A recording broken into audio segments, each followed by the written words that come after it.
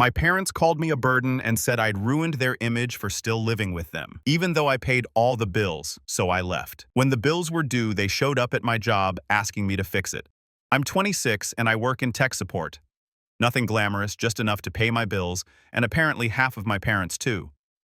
I've been renting a room in my parents' house for years, covering their car payment, family phone plan insurance, and even groceries when things came up.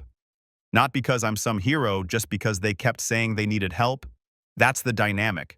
I handle things. They pretend I don't. So when I came back to the house for the holiday lunch, I planned to eat, be civil, and leave early. That's it. No big expectations. I walked in, nodded at whoever looked my way, and headed to the kitchen. The house was loud immediately. Valerie, my mom, was banging pans around like she was mad at the stove. Graham, my dad, sitting in the living room. People were squeezed onto couches. Uncle Dean was already in lecture mode, saying stuff like, "Kids these days don't appreciate structure." Aunt Marisol hovered with her phone like she was waiting for fresh gossip to fall into her hands. Cousin Jace was trying to sound smart about some political thing he clearly read in one headline and didn't understand. I kept it simple. Grabbed a plate, sat down at the table because it was the only place not packed. I'd been there maybe 5 minutes when Valerie slid into the seat across from me. She looked me over like I was a countertop that needed polishing. "So," she said loudly, "still renting that room, I see. Maybe this year you'll finally get on your feet enough to, I don't know, contribute more." I paused mid-bite. I've been contributing plenty. Dry tone, no heat, just the facts. She waved her hand like I told a joke. "Oh, Nate, you know what I mean. Real help, not just the little things. The little things. Car payment, phone plan, insurance. Sure, tiny stuff." I gave her a half smile. The kind that says, "I'm not doing this today. I'll keep that in mind." She didn't take the hint. Tessa helps more and she doesn't even live here half the time. I looked over. Tessa, my sister, was scrolling on her phone, pretending not to hear any of it. Of course. Before I could steer away, Graham came around the corner with a plate and the voice of someone who thinks volume equals authority. "Valerie's right," he said, sitting down. "We're carrying way too much because of you, Nate. You're 26. Your sister's younger and easier responsible. You, on the other hand," he shook his head like I was a math problem he couldn't solve. "I pay the car and the phone plan and the insurance." I didn't raise my voice. I just listed facts. Graham snorted. "We never asked you to. You offered because you felt guilty about stressing us out, and now you want credit for it. Come on." Classic gaslighting. Rewrite history and hope no one calls it out. I stared at him. Right. Guilty. That's what it was. Dry as dust. Short-controlled. That should have been the end. But Uncle Dean heard the tension and marched over like some bootleg philosopher. "Now, boys," he said, hands up like he was breaking up a fight that didn't exist. "Family is all you got. You only get one mother and father. Be grateful they're guiding you." He had no idea what was going on. Didn't care either. He just wanted to sound wise. Cousin Jace leaned in, helpful as a scratched CD. "I mean," he said, shrugging, "maybe they're just saying it out of love. Tough love, you know." I stared at him for half a second. "Yeah, that's what this looks like." He nodded, missing the sarcasm completely. Across the room, Aunt Marisol whispered to someone, eyes wide like she was front row at a show. She wasn't going to stop this. She was recording it in her head for later group chats. Valerie kept going, poking like it was her hobby. "We're only trying to get you to do better, Nate. Don't get defensive," Graham chimed in. "Exactly. We tell you the truth and you run from it. That's the problem. You always run." I set my fork down. Slow, quiet. This wasn't frustration. This wasn't a misunderstanding. This was them enjoying the moment, treating me like a public project they could diagnose in front of everyone. I pushed my chair back and stood up calm. No shaking hands, no flushed face.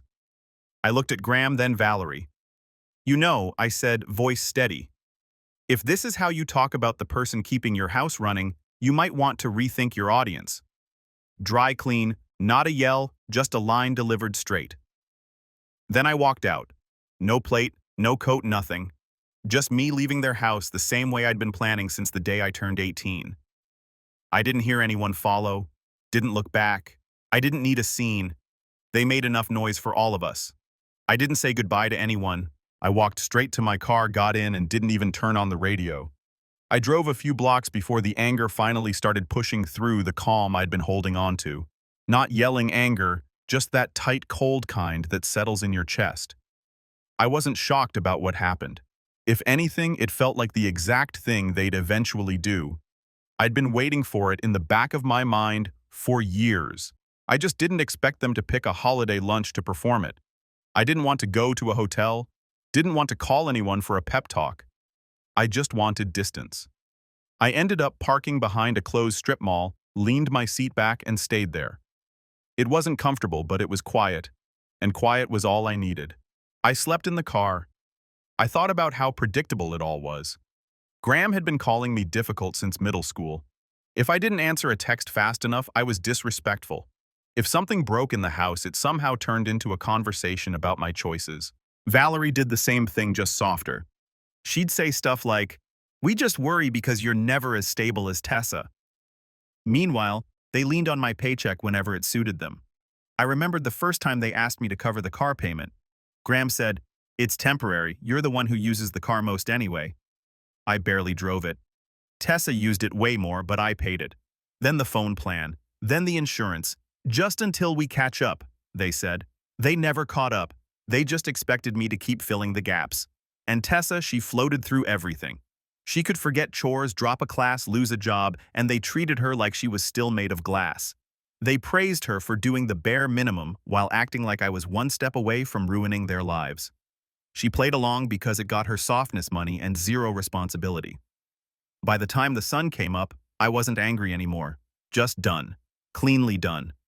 I went back to grab my stuff before they were around. When I pulled up, no one was home. Good. I moved fast. Documents, clothes, laptop, the tools, carried the boxes out and drove off. It felt like finishing a job. Driving away this time didn't feel rushed or angry. It felt clean, like clocking out. I headed straight to the studio apartment I found last month. I had signed the lease a few weeks ago and then stalled, keeping the key buried in my bag while I second-guessed everything. I kept thinking, what if they get mad?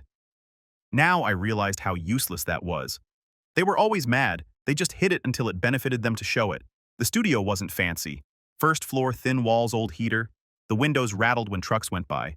I turned the key and stepped into a space that was mine. I set my bags down on the floor and stood there for a second. No noise, no footsteps, no one calling my name like an alarm. I opened the blinds to let some light in. The place was empty except for a basic bed frame and a small table the landlord left behind. I put my stuff down, made the bed with a cheap new sheet set I'd picked up, and unpacked a few essentials. I plugged in my charger. I connected to the Wi-Fi I paid for mine. Only mine. It wasn't impressive, but it felt like fresh air. For the first time in my entire life, their voices weren't in the next room. They didn't know what I was doing, where I was sitting, what I was paying for.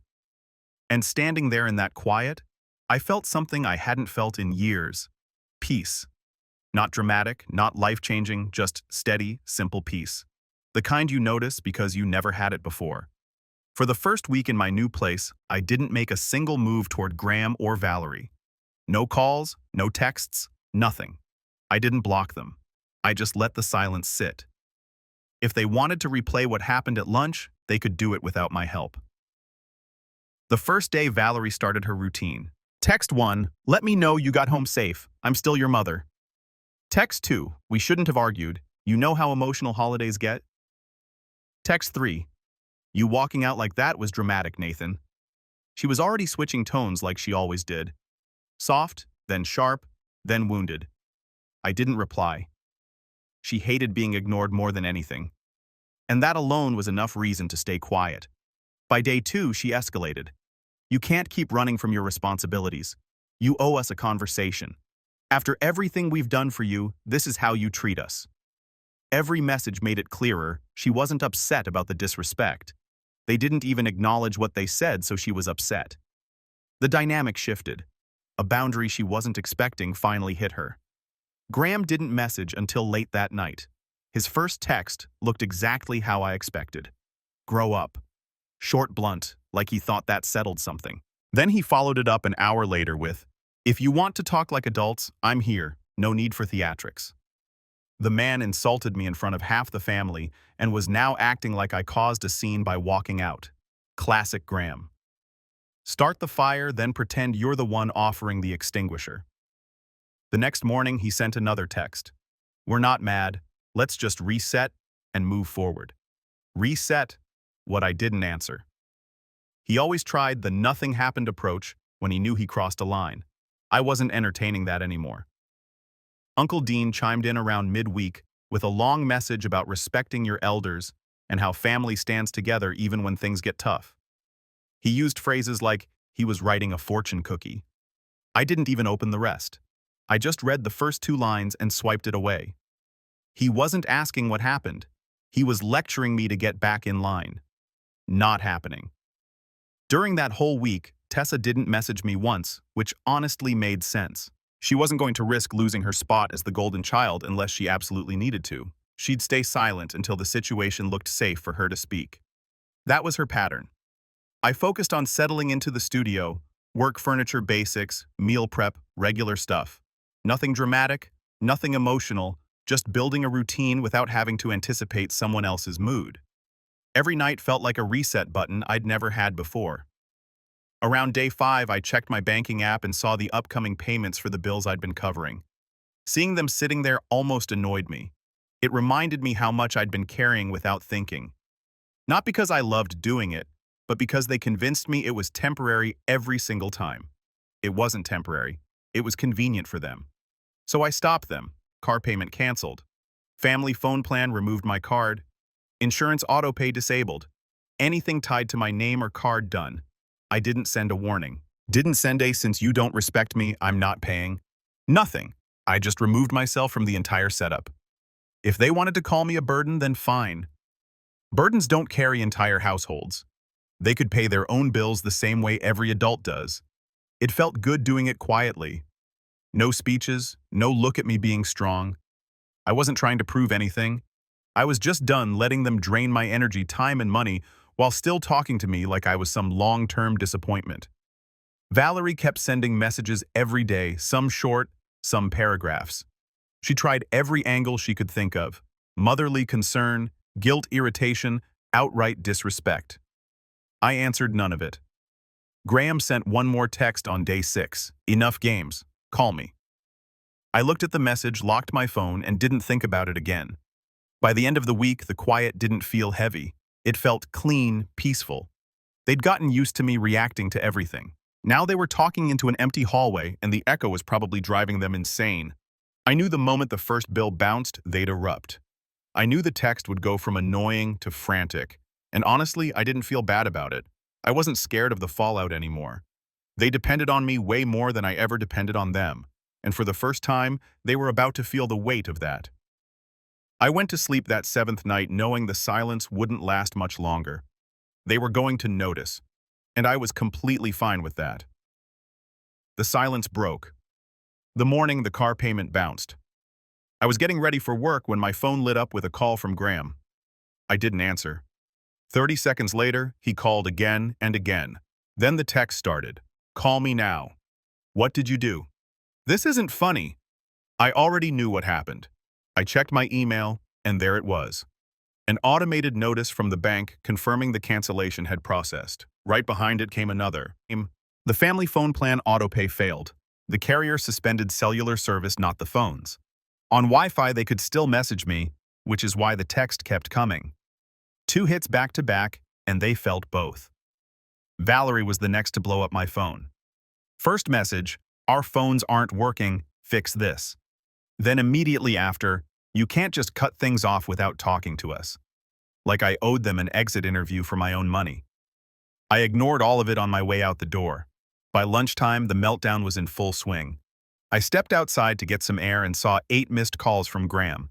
Then another one came in while I was scrolling. I answered that one just to get it over with.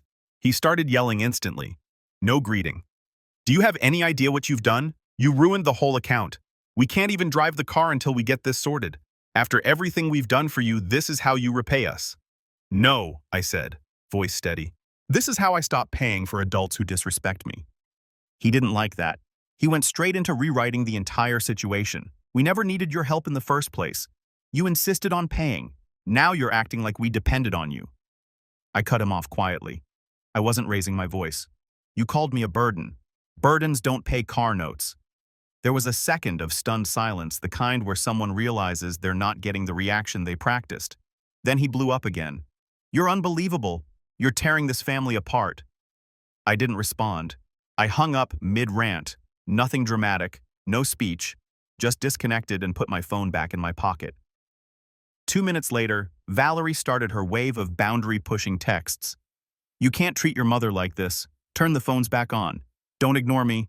I know you're reading these. We raised you. You don't abandon the people who gave you everything. Woody everything. I paid half their bills and rent for a room in their house. They didn't give me anything I wasn't already paying for, but trying to explain that to Valerie was like arguing with a smoke alarm. It would only get louder. I muted her after the 12th text. Tessa finally messaged me that afternoon not to take sides, just to protect her own position. They're losing it. I'm not getting in the middle. But like, what did you expect? Classic Tessa neutral until the dust settles. Not helpful, not harmful, just floating in the safest lane possible. Aunt Marisol, meanwhile, was having the time of her life. She texted me updates like she was covering a live sporting event. Graham just threw his keys across the room. Valerie is saying, you're punishing them. They're calling a family meeting tonight. This is wild. She didn't ask if I was okay. She wanted entertainment. She'd probably already told half the extended family. Cousin Jace joined in later. I saw his text and rolled my eyes before opening it. Look, man, I get both sides. They shouldn't yell, but maybe you shouldn't cut everything off at once. Maybe talk to them calmly. Jace always tried to be the balanced guy. Problem was, he had no idea what actually happened, and even less idea what he was talking about. I replied with one sentence, not your situation, stay out of it. He sent back a thumbs-up emoji, like he had just contributed something meaningful. The rest of the afternoon was quiet. Too quiet. I knew what that meant. They were regrouping. Valerie doesn't stop just because someone tells her no. She considers no a starting point, not an answer. I was making dinner when another call popped up, this time from the house number, not Graham's cell. Not Valerie's cell. The landline. Old school panic. I let it ring out. Then the voicemail came in. Valerie's voice frantic and angry. Nathan, this is ridiculous. Enough. You will call us back. You will fix this. We cannot deal with this right now. Do not ignore your family. I deleted it without listening to the rest. For a family that called me dead weight just days before, they seemed awfully dependent on the burden paying their bills. By the end of the night, I sat on the edge of my bed, phone muted, watching message after message pop in without feeling anything heavy. No guilt, no second thoughts, no urge to explain myself. Their panic wasn't coming from love. It wasn't about missing me. It was about losing the control and convenience I'd been providing for years. And now they had to handle their own lives. For once, that wasn't my problem. The fallout from the shut-off bills was still echoing when I finally heard from Tessa. Not in a dramatic, I'm on your side now, way more like someone walking carefully near a fire they don't want to get burned by. She texted me around mid-morning. Hey, just so you know, Dad's trying to figure out where you are. No greeting, no how are you. I'd strayed information which told me she wasn't doing this for me. She was doing it because things at the house were getting messy enough that she didn't want to get dragged into it. I asked what she meant. She replied almost instantly. He's been calling everyone. Anyone who might know something. Mom, too. She's going through your old mail. She dumped a whole box onto the table. That part didn't surprise me. Valerie always went for personal info whenever she felt out of control. It was her way of pulling strings she had no right to touch. But hearing she was tearing through my old mail made my jaw clench. I'd cleaned out the important stuff, but apparently I'd left behind more than I realized. I asked Tessa, what is she looking for? Address stuff. Anything with a location. She keeps saying she has a right to know where her kids live. Kids, not adults, not individuals, property. While I was reading her messages, my phone buzzed again, but not from Tessa. It was an alert from one of my apps saying location services shared with family group. Family group. I hadn't thought about that in years. I opened my account settings, and there it was. My phone still connected to the family plan Graham had insisted on back when I first got a smartphone. He said it was simpler, and I didn't argue because I was a teenager and it saved me paperwork. Now that simple setup was letting them see exactly where I was every time I moved. A leftover leash I didn't even know I still had on me. I texted Tessa immediately. When did they start checking my location? She hesitated before answering. Dad asked me last night if I saw you on the map. I said no. He checked himself and said something like, he can't hide forever. So they had been watching, or at least trying to. I felt a sharp, clean irritation. Nothing dramatic, just the kind you get when you find out someone's been in your space without permission. I didn't waste time. I left work on lunch break and drove straight to a phone store. I told the guy at the counter, I need my own plan today. He transferred my number, and within 15 minutes, I was off their carrier account. I got a notification that I'd been removed from the carrier's family group. Good. Porting a number doesn't touch Apple or Google family sharing. So I opened settings left, the cloud family group turned off, find my and any location sharing to them, changed the payment info, and reset my cloud passwords. I wasn't leaving one crack open. By the time I finished, I felt more annoyed at myself than scared. I should have cut that cord ages ago. On the drive back to work, Tessa texted again. Mom keeps asking if you said anything to me. She wants your address. Another message popped in seconds later. She said, you're being dramatic and she needs to check on you. Valerie always wrapped control and concern like that made it softer. I texted back and you told her what? Tessa replied, I said you didn't tell me anything. At least she was keeping it simple, but then she added, she's going to ask again. She's not letting this go. I could practically hear Valerie pacing the kitchen, phone in hand, inventing reasons she deserved to know where I was. I typed one message back to Tessa. Short, firm, no anger, don't give them anything. Play dumb. She didn't argue, didn't push back, she just texted back. Yeah, I figured. That told me everything. She wasn't taking my side because she suddenly cared. She just didn't want the blowback hitting her. A few minutes later, Valerie tried to reach me through Tessa again. I saw the messages pop through one after another. Tell him we need the address. Tell him to stop hiding. If he wants to act like a child, we'll treat him like one. We can't fix anything if he keeps shutting us out. Tessa screenshotted all of them and sent them to me. I replied once more. Just ignore her. She didn't answer after that, probably worried Valerie would notice her helping me even a little. When I got home that evening, I locked the door behind me and put my phone on the counter. The apartment was quiet, except for the hum of the fridge. No tracking, no shared accounts, no one tracing my steps through some old plan I forgot existed. For the first time since I moved out, I felt like I was actually away from them, not just in a different building. Cutting off the bills was one thing. Cutting off their access to my life was another. And this time I knew I'd severed the last wire they had wrapped around me.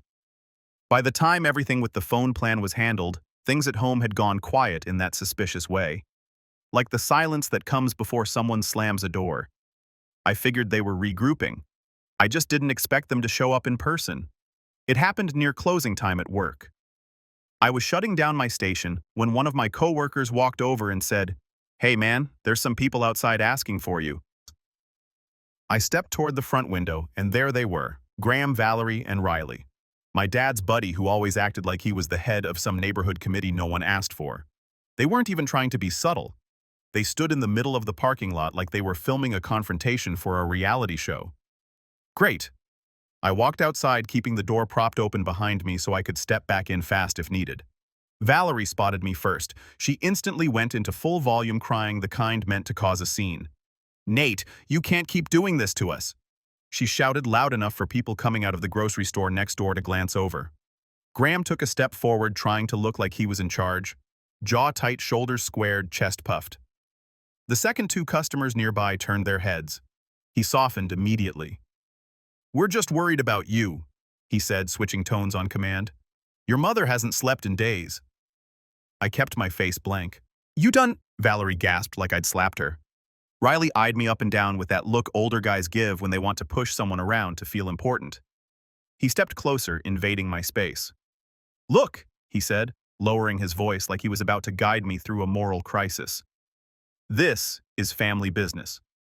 Don't make it messy, man. Just talk to them." I stared right at him. "Move back." He smirked like he thought I was bluffing. "You don't have to act tough, kid. Nobody's here to hurt you. Just I said move back. My voice wasn't raised, not angry, just flat, and that threw him off more than if I'd yelled. Graham jumped in again, trying to hold the upper hand. Don't talk to him like that. Riley's just trying to help.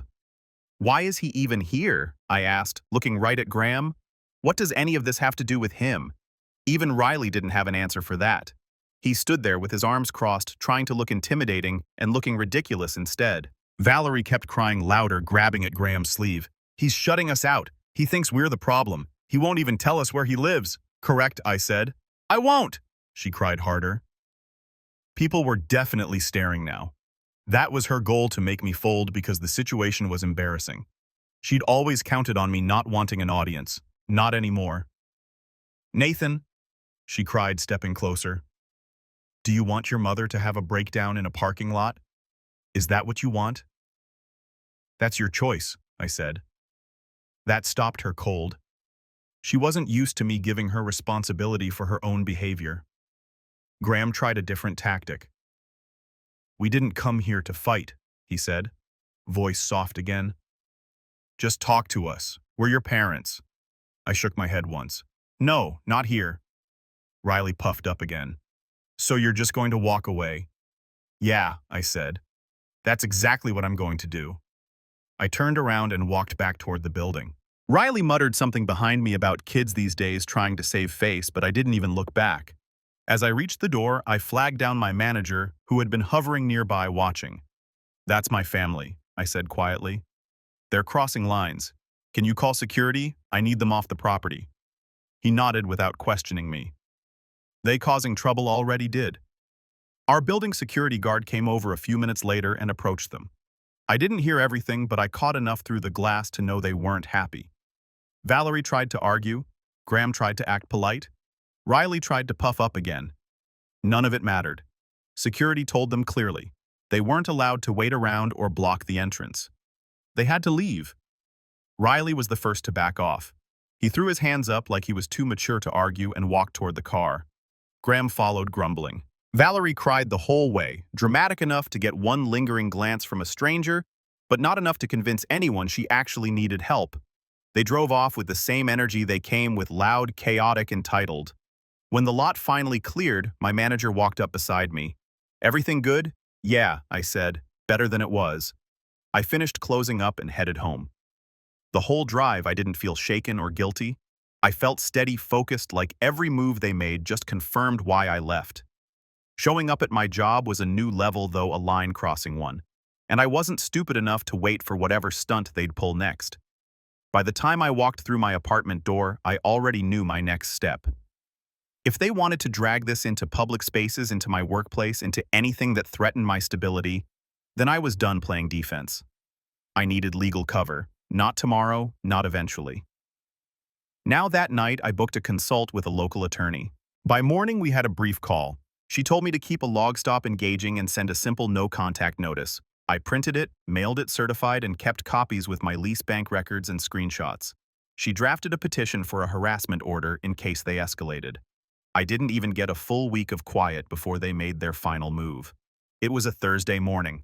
I was making coffee when someone knocked on my apartment door. Slow, steady official. Not Graham's angry pound, not Valerie's frantic tapping. I looked through the peephole and saw 2 police officers standing outside. I opened the door calmly. Morning, one of them said, "Are you Nathan Hale?" "Yeah," I answered. "What's going on?" They told me they'd received a report from my parents. According to Graham and Valerie, I had abandoned the household taken property that wasn't mine and cut off essential services in a malicious way. They made it sound like I'd stolen a car and fled the state. I didn't react. I didn't panic. I just stepped back and said, "Come in. I already know what this is." The officers entered and stood near the table while I pulled out a folder I'd been building since leaving. I wasn't paranoid. I was prepared. They'd been escalating non-stop. This was the logical next step. I laid everything out cleanly. Bank records showing years of transfers to pay their bills.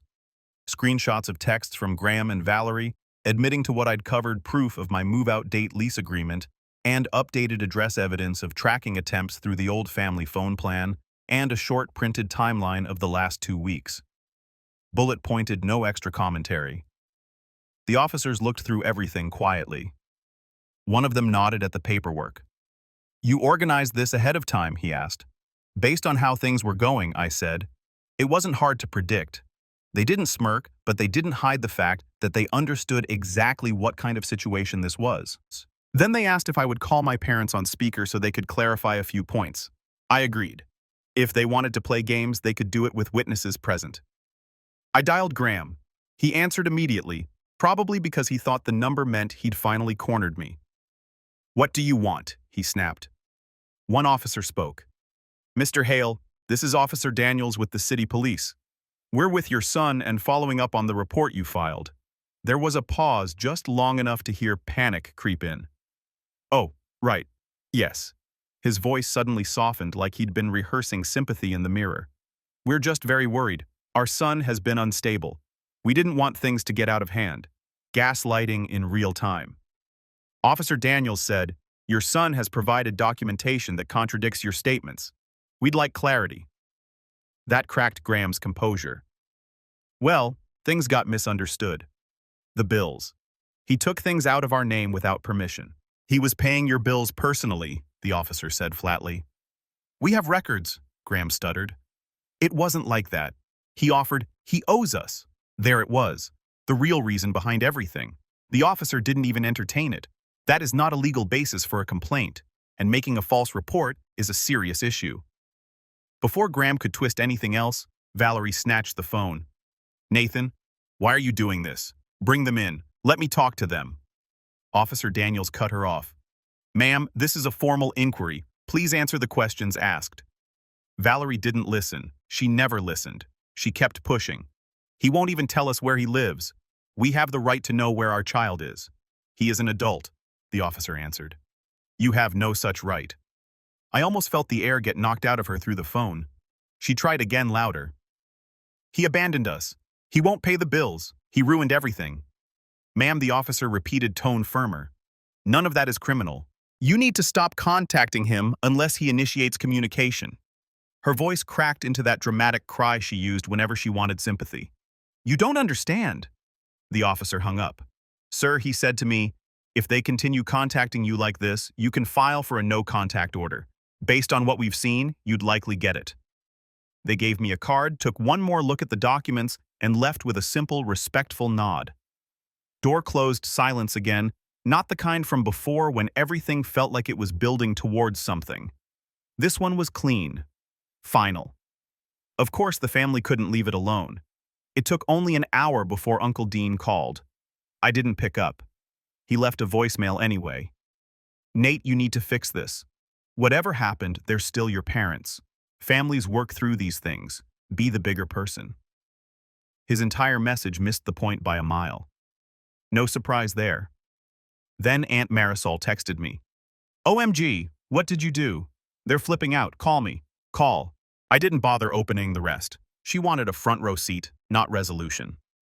I sat down at my small table, opened my messages, found the thread with Graham and Valerie, and typed one final text. "Don't contact me again. If you need something, do it through a lawyer. No explanation, no emotion, no anger, just a boundary." I hit send, locked my phone and set it face down. I didn't feel triumphant, not victorious, just steady, no weight on my chest, no dread, no waiting for the next outburst. For the first time in years, everything was quiet. And it actually meant peace. Not the calm before another storm. And this time, the quiet belonged to me. That's where the story ends. No contact, no guilt, just peace. But I know a lot of people deal with families like this, and it's never simple.